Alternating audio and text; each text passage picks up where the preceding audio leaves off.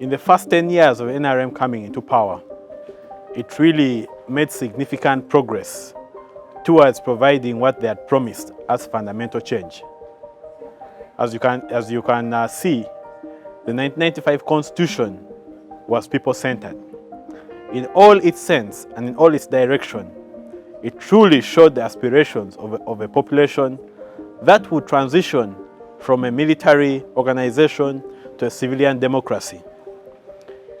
Past the 10 years after the N.R.M coming into power, from 1995 onwards, we have seen deterioration of the fundamentals which they so believed or which they have taught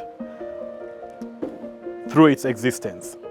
You see, any government, usually the method with which a government comes into power most times is the method with which it governs. When a government comes into power through peaceful democratic means, most likely you'll have that peaceful democracy thrive. When a government comes into power through violence and use of force, most likely it's what its population will be subjected to.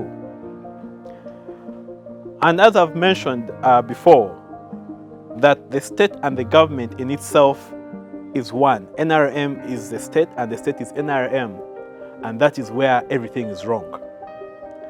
That the security apparatus will act on orders of the government, will act in such a way as to protect the regime in power. So it is not acting on behalf of its citizenship, but rather on behalf of the powers that be. So what went wrong is the fusion of the state and the government within the state. For the last 26 years or the 36 years, what actually went wrong? This could come as a question of overstaying power.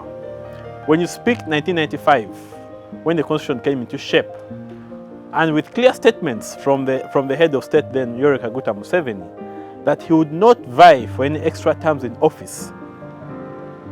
But what happened thereafter?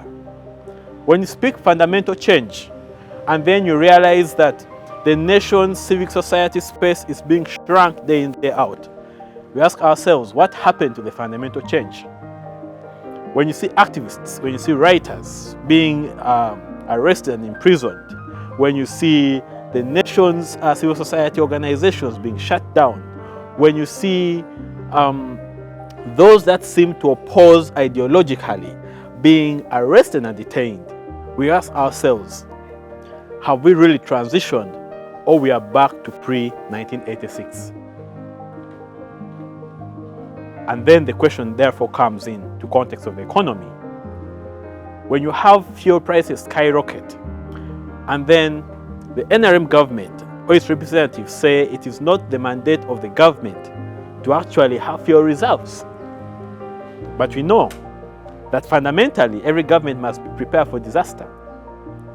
We do not have silos in existence anymore, agricultural silos, when famine strikes the country, fundamentally. Is it a fundamental question from transition to the gun to civilian rule, or is it a transition that is fundamental in nature from actually an economy that is struggling to a stable economy? That is what we mean by fundamentalism, which I think the N.R.M government has fallen short of for the last 36 years.